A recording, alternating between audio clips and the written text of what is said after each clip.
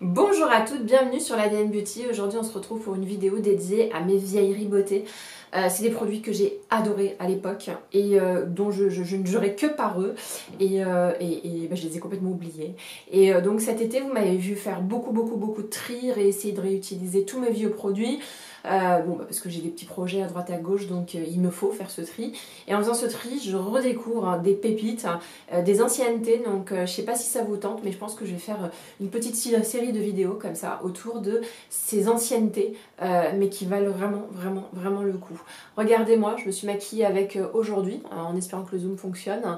Le rose aux yeux, ce teint, voilà, des vieilleries qui n'ont rien à envier aux nouveautés qui viennent de sortir. Donc il y a du Urban Decay, il y a du BK, il y a du Bobbi Brown, du Too Faced, du NYX, du MAC, du Clinique. Clinique c'est une marque, franchement je crois que j'achète quasiment plus rien chez eux, alors que franchement la petite vieillerie que je vais vous montrer elle est juste mais canonissime. En tout cas si vous aimez ce maquillage, restez avec moi parce que c'est avec ces vieilleries qu'on va réaliser ce très joli maquillage tout frais, tout rose. On y va.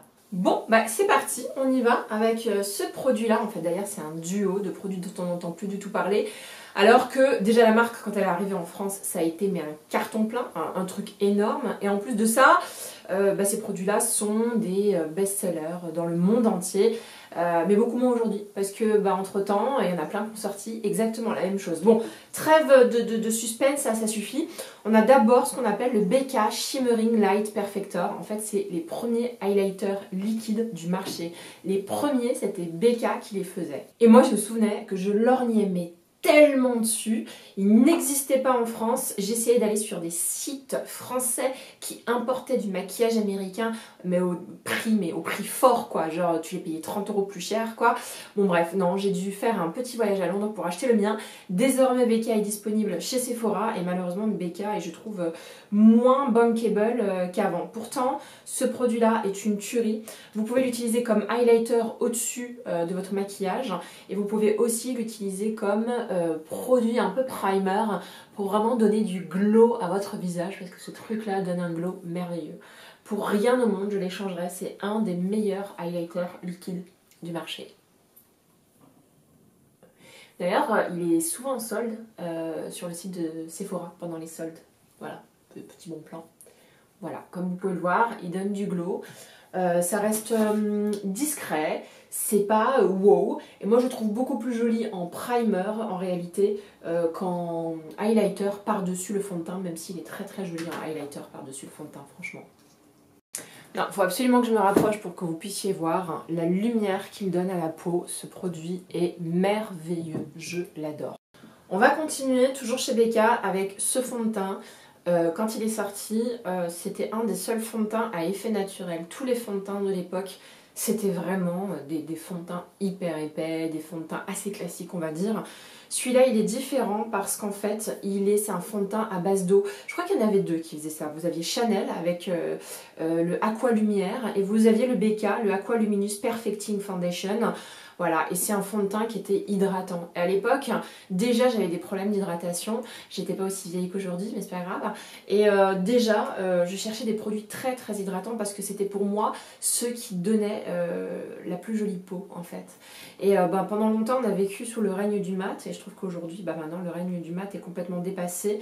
Et de plus en plus aujourd'hui, on parle de glow, de fond de teint hydratant. Enfin, je suis assez contente maintenant qu'on retrouve toute cette catégorie de produits parce que moi j'étais très malheureuse avec tous ces produits mat. Alors on va l'appliquer. Dans mes souvenirs, c'est un fond de teint qui n'était pas très couvrant, qui a un fini très naturel, assez proche d'une crème teintée mais quand même un peu plus couvrant qu'une crème teintée. Donc pour moi c'est parfait. C'est vraiment un très bon fond de teint pour l'hiver. Et on va tout simplement l'étaler. J'adore l'odeur, je sais pas pourquoi, parce que je peux pas vous dire que ça sent vraiment bon. Écoutez, ça m'arrive. Et j'ai oublié mon pinceau, j'arrive. Allez, on y va. Je prends ce pinceau là et on va tout simplement l'étaler. Oh, qu'est-ce qu'il est beau ce fond de teint. C'est tout ce que j'aime. Un fond de teint liquide, à la limite du sérum, qui s'estompe bien, qui donne du glow, qui va vous donner la bonne mine sans trop de couvrance. Parce que moi, je vous avoue que la couvrance, c'est pas ce que je recherche. Moi, ce que je veux... Ah, il y a trop de lumière là tout d'un coup. Désolée, il y a trop de lumière, ça change assez souvent, donc je suis obligée de régulièrement changer la lumière de mon appareil photo. Bref, voilà, je trouve que vraiment ce fond de teint est très très joli. Je suis très contente de le retrouver, je vais peut-être le ressortir pour pouvoir l'utiliser. Ça fait quand même assez longtemps que je l'ai, donc il est assez urgent que j'en fasse quelque chose. Voilà, mon pinceau cosmétique perd ses poils, c'est vraiment dommage. Donc voilà pour le teint. Bon, encore une fois, hein, c'est un peu tout le temps la même chose sur moi, mais je fais des teints qui sont glowy. Voilà, on voit la peau, on voit les imperfections. Pour moi, c'est pas un problème. Moi, ce que je veux surtout, c'est avoir une meilleure mine. C'est surtout arrêter d'être verdâtre et avoir ce golden glow que je cherche assez régulièrement. Donc voilà pour le teint. On va faire une petite pause teint et on va passer au fard à paupières. Alors pour le fard à paupières, franchement... j'ai regardé un peu mes palettes, j'ai beaucoup de vieilleries, il y a une vieillerie que j'avais grave envie de réutiliser tellement je l'aime, c'est la palette Naked Cherry, je l'adore, voilà, c'est une des palettes les plus belles que je possède, j'adore cette harmonie de rose. Personne n'a fait une palette comme ça, sauf Naked. Et vous savez que le rose, ça a été une vraie découverte. C'est-à-dire que si je ne m'étais pas lancée dans l'aventure YouTube, je n'aurais jamais testé de rose. C'est vraiment au fur et à mesure de mes tests que j'ai découvert que le rose sur moi était quelque chose qui me donnait tout de suite bonne mine. Et je trouve au niveau des yeux, c'est vraiment canon. Vraiment canon. Voilà. Ça peut faire un peu peur, c'est vrai. Mais moi, ça reste une de mes couleurs de prédilection. Donc là, on va poudrer la paupière avec cette couleur-là qui s'appelle Caution, qui est vraiment une teinte assez basique qui va nous permettre tout simplement de préparer la paupière à recevoir du maquillage. Et là, je vais utiliser quand même un pinceau qui est pareil, une très grande vieillerie. C'est le pinceau numéro 224 de chez MAC. Je crois qu'il a au moins 15 ans, ce pinceau. Comme quoi, les pinceaux MAC tiennent super bien. Ensuite, on va prendre une couleur un petit peu, comment dire, neutre. Voilà, on va faire un petit mélange des deux là. Alors c'est pas neutre, ce que je voulais dire, c'est que c'est une couleur de transition. Hop, on va faire un petit mélange des deux. Ce qu'on veut, c'est travailler le creux de paupière et commencer à travailler le rose. C'est hyper joli, j'adore. Voilà pour la couleur de transition, vous pouvez d'ores et déjà constater que c'est une très très jolie couleur. Et tout de suite, franchement, je sais pas pour vous, mais moi je trouve que de suite, ça me ravive le teint, c'est assez impressionnant. On va utiliser encore des couleurs mates, je pense. On va utiliser une des deux couleurs là, j'ai un peu du mal à me décider. Alors, laquelle on va prendre, laquelle on va prendre, laquelle on va prendre? Eh bien écoutez, on va prendre la plus claire, la Bing, celle-ci là. Et on va la prendre avec un pinceau qui est dense, parce que j'ai envie quand même d'un maquillage un peu plus dense que d'habitude. Je veux que le rose se voit, je veux pas juste qu'il fasse nuage de rose, je veux quand même qu'il soit très très présent. Et du coup, pour ça, il faut prendre des pinceaux qui soient denses. Et tapoter. Car non, elle est magique cette couleur. Elle est superbe, comme vous pouvez le voir. Oh, j'adore. D'ailleurs, je pense qu'on va même utiliser la plus foncée, vous allez voir comment. On va prendre la couleur la plus foncée, là, juste ici, et on va la mettre en coin externe, pour rajouter un petit peu plus de dimension. J'aime bien, moi, utiliser deux couleurs proches, une un tout petit peu plus claire et l'autre plus foncée pour faire ce genre de travail. Parce que du coup, ça va donner une autre dimension, ça va donner l'impression de profondeur sur le coin externe. Et toujours en tapotant. Voilà. Et là, on va passer un petit peu de temps quand même à estomper. Donc on va reprendre cette couleur rose là, que j'avais pris tout à l'heure, juste ici là. Ok. Hop. Et on va estomper un petit peu tout ça ensemble. Pour créer un petit fondu un peu plus travaillé. On va prendre la dernière couleur là, Privacy, juste ici. Et on va créer un peu d'intensité en ras de cils avec ce type de pinceau. C'est un classique. Moi, je fais très très souvent ça maintenant. J'aime bien travailler plutôt qu'avec des crayons, même si j'adore les crayons. Mais du coup, ça donne un petit effet dégradé un peu plus subtil. Donc, je l'applique d'abord comme ça, sur le ras de cils. Hop. Et du coup, je crée un effet eyeliner qui n'existe pas vraiment en vrai, comme ça. Alors c'est très subtil, mais en réalité ça se voit au moment où vous mettez votre mascara, ça donne l'impression que vous avez mis un crayon très très léger et que vous l'avez fumé. Enfin bon, pas que vous l'avez fumé, mais voilà ce que je veux dire. Voilà, donc je pense que j'ai bien travaillé le ras de cils. Voilà pour le ras de cils. Désolée pour la lumière hein, qui est vraiment très très fluctuante, c'est assez désagréable. On va mettre de l'anti-cerne. Alors pour l'anti-cerne, j'ai un peu réfléchi à ce que j'utilisais avant et que j'ai pas utilisé depuis très très longtemps. Et j'ai retrouvé mon anti-cerne MAC. Voilà, donc ce sont des anti-cernes comme ça qui se vendent à l'unité et que vous rangez dans des petits rangements comme ça, que vous achetez à part. Alors du coup, j'aurais bien vous donner la couleur, mais j'arrive pas à l'ouvrir malheureusement. Donc écoutez, on va faire autrement. Et en fait, c'est un anti-cerne que j'aime énormément parce que je trouve qu'il couvre et qu'il est extrêmement naturel. De deux, je trouve également qu'il a la parfaite couleur. Généralement, j'en achète un tout petit peu plus foncé, comme ça je peux faire mes couleurs d'été et mes couleurs d'hiver. Et je trouve que c'est un anti-cerne qui fonctionne aussi comme un, je dirais pas comme un fond de teint, mais c'est un anti-cerne qui vous permet vraiment de travailler votre teint si les jours où vous avez envie d'être extrêmement naturel. Je vais prendre mon pinceau Zoeva et puis je vais tout simplement l'appliquer. Je trouve qu'il est vraiment magique, il est vraiment très très beau. Et il respecte l'hydratation du contour des yeux. Il y a beaucoup d'anti-cernes aujourd'hui qui ne respectent pas l'hydratation du contour des yeux. Alors qu'à l'époque, je trouvais qu'il y en avait beaucoup plus, hein, notamment chez MAC. Je trouve celui-là est absolument sublime. Il a un rendu qui est très très très joli. Voilà. Et on va revenir à la palette cette fois-ci. On va reprendre le marron, le dernier qu'on a pris, le marron foncé, vous savez, avec cette pinceau-là. On va tracer un petit trait pour bien souligner le regard. Mais très fin le trait, je ne veux pas qu'il se voit trop. Et ensuite, on va reprendre ce pinceau un petit peu dense. On va reprendre le rose foncé qu'on a pris tout à l'heure. Et pareil, on va fumer le dessous d'œil. Alors j'essaie de retrouver parmi ma collection actuelle de mascara un mascara old school que j'aurais ouvert et en fait ça fait très longtemps que j'utilise que des nouveaux mascaras. En tout cas c'est un peu ma lubie, j'aime bien découvrir beaucoup de nouveautés sur les mascaras. On va sortir celui de Sephora, celui-là est en édition limitée, je l'avais trouvé à Dubaï. Hop, c'est un classique, il s'agit du Outrageous Volume.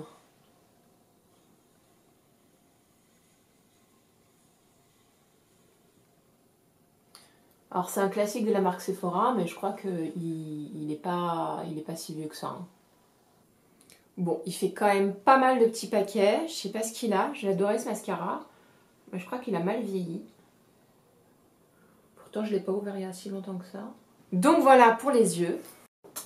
Ensuite, un classique, un vieux produit, pardon, que j'ai pas utilisé depuis très longtemps et qui est cassé. Donc il faut que je fasse un petit peu attention. En fait, c'est un fard à sourcils de chez Kat Von D. Il a un léger reflet vert kaki, ce qui est quasiment la couleur parfaite de mes sourcils. C'est dommage, c'est un excellent produit, mais il s'est très très vite cassé. Et en fait, j'avais acheté le pinceau qui va avec, parce que le pinceau est juste génialissime. Je crois que c'est un des meilleurs pinceaux qu'on peut trouver pour mettre son machin à sourcils, quoi. Voilà, je trouve que c'est un pinceau qui dépose ce qu'on veut et qui en même temps va estomper. C'est-à-dire que ça ne fait pas de traits trop grossiers comme on peut trouver avec pas mal de pinceaux aujourd'hui. Voilà. Vous voyez? C'est plutôt pas mal. Hein, et en fait, c'est drôle parce que le fard est légèrement irisé. Ce qui du coup donne une certaine lumière. Je pense que je vais le racheter. C'est chiant qu'il soit cassé, vraiment, parce que c'est un super produit. Quand il était sorti, il avait fait un petit carton. Et puis maintenant, on n'en entend plus du tout parler. Parce que bien entendu, tout le monde a sorti ses produits à sourcils. Hein. J'ai oublié de mettre du mascara en bas. Il n'est pas pratique ce mascara. Je vais avoir un peu de mal. Voilà. Et puis on va fixer les sourcils avec ce produit qui est un classique, qui est un old school, mais que j'utilise encore aujourd'hui tout le temps. Qui est le Clear Brow Gel de chez Anastasia Beverly Hills. Qui permet vraiment de bien fixer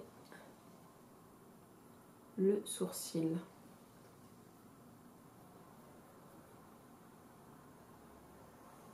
On est bon, on va se reculer un petit peu parce qu'on va continuer à travailler le teint. Donc j'ai un peu regardé dans ma collection, dans les bronzers. Alors, un très très vieux bronzer que j'ai au moins depuis, sans mentir, Je crois que je l'ai depuis 10 ans. Je crois que j'ai depuis 10 ans. Non, allez, j'ai depuis 6-7 ans. Voilà, on va dire 6-7 ans. C'est le Sun Bunny Natural Bronzer de Too Faced. Too Faced fait des merveilles en bronzer. Même les mats sont canons, pour tout vous dire. Et celui-là, je l'adorais parce qu'il n'y avait pas beaucoup de bronzer irisé à l'époque. Et celui-là, il est irisé. Et il va donner, mais alors cette couleur chaude, mais vous avez vu là? Non mais s'il vous plaît, franchement. Ah ouais, il est canon ce bronzer, c'est un truc de ouf. Voilà. Il donne ce côté glowy, ce côté chaleureux au visage. C'est impressionnant. Voilà, c'est impressionnant. J'adore. Voilà, je suis parée. Je suis parée pour un glow de malade. Hein, si ça veut bien zoomer correctement. Voilà. Non, franchement, excellent, excellent, excellent produit. Puis ensuite, j'ai essayé de retrouver dans ma collection les blushs les plus anciens que je pouvais posséder. Et je suis tombée sur ces mignonneries, franchement, canonissimes. Je sais pas quelle couleur je portais. Hein, je sais pas. Moi, on va plutôt porter le rose, hein, ça va rappeler le rose aux yeux. Voilà, c'est les blushs de chez Clinique, les Cheek Pop, hein, Blush Pop. Et ce sont des blushs qui sont très joliment pigmentés, qui ont un fini un peu irisé. Et pareil, qui vont tout de suite vous donner très très très bonne mine. Je vais appliquer avec ce pinceau là de chez Real Techniques. Hop, on va prendre le miroir. Et canon aussi. Voilà. Ça diffuse ce petit rose dont on a toutes besoin. Et sans pour autant que ça fasse un peu poupée russe non plus, quoi. Canon. Exactement ce que je veux. Voilà, c'est parfait. Et ensuite, on va passer au highlighter. Alors moi, je ne jurais que par les highlighters BK, mais je me suis dit que j'allais vous montrer d'autres highlighters. Et j'ai cherché dans ma collection highlighters que je n'avais pas utilisé depuis très très longtemps. C'est ceux-là, ceux de Bobbi Brown, dont j'étais complètement fan. Celui-là, c'est le Sunset Glow. Bobbi Brown a toujours mis à disposition du maquillage glowy à une époque où c'était pas du tout glowy du tout, à une époque où on ne jurait que par le mat. C'est pour ça que très très tôt, dans mes envies beauté, je me suis dirigée vers Bobbi Brown. Et vous allez voir que ce highlighter est sublime. Voilà, regardez-moi ça. Il est légèrement rose en plus, donc il va parfaitement avec mon maquillage. Et je trouve qu'il apporte une lumière sans que ça fasse ce qu'on appelle la bande de surligneur, quoi. Vous voyez ce que je veux dire? Moi, ce que j'aime pas, c'est... alors, malheureusement, BK, c'est un peu ça. Les problèmes de soucis, les problèmes BK, c'est que c'est très très très très intense. Là, on n'est pas sur quelque chose d'intense, mais on est sur quelque chose qui se travaille super bien et qui, du coup, se fond merveilleusement bien à la peau. Je suis désolée, j'ai eu un petit peu du mal. On continue, j'ai regardé mes vieilleries et je me suis rappelé d'un produit sur lequel je me suis jetée au Sephora des Champs-Élysées le premier jour de sa sortie. C'est les rouges à lèvres liquides de chez Kate Von D.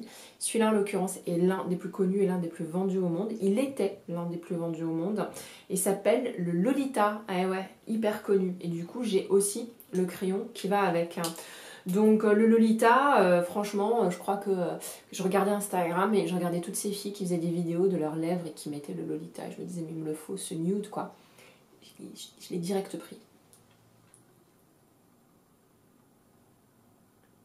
C'est un crayon extrêmement crémeux, c'est assez impressionnant. Ok? Et on va appliquer le liquid matte. Alors le problème des liquid matte aujourd'hui, c'est que ça fonctionne plus parce que c'est vrai que ça dessèche la bouche, c'est assez impressionnant. Et au bout d'un moment, la bouche, elle craquelle. Mais parfois, quand on a envie d'une couleur intense, j'avoue que le rouge à lèvres mat, c'est ce qu'il y a de mieux. Voilà pour le rouge à lèvres. Et je me suis dit quand même qu'on allait pousser un peu le bouchon plus loin en choisissant un gloss que j'allais mettre par-dessus. Et j'ai tout de suite pensé à mes gloss de chez NYX, les Butter Gloss. Oh, ils sont mes canons ces Butter Gloss. C'était mes premiers gloss, j'en avais pas beaucoup. J'en avais pas beaucoup aussi parce qu'à l'époque on ne jurait que par le mat. Et depuis là je les ressors parce que je les trouve vraiment canons. Et très souvent, vos rouges à lèvres mat, si vous en avez acheté beaucoup comme moi, le seul moyen parfois de les recycler, c'est de mettre du gloss par-dessus. Donc là, j'ai le Butter Gloss en couleur Gâteau des Anges. Et voilà, du coup ça adoucit les lèvres, je trouve ça vachement plus joli. Donc voilà ce que ça donne. J'adore le maquillage, ça m'a fait vraiment plaisir. Surtout les yeux, que j'aime particulièrement. C'est un vrai plaisir. Le teint aussi, il est vraiment glowy, c'est assez agréable. Comme quoi, parfois on se précipite sur les nouveautés, mais moi j'ai trop de make-up à la fin et c'est un vrai plaisir cet été que de redécouvrir toutes ces vieilleries, tous ces produits que j'ai aimés à l'époque et que j'ai complètement oubliés. Si vous avez aimé cette vidéo, mettez un petit like. Si vous avez envie de revoir cette petite tête, n'hésitez pas à vous abonner. Je suis là 2 fois par semaine, le mercredi et le dimanche. Enfin, je suis censée être là le mercredi aussi, mais ces derniers temps c'est un peu compliqué. Je vous embrasse très fort.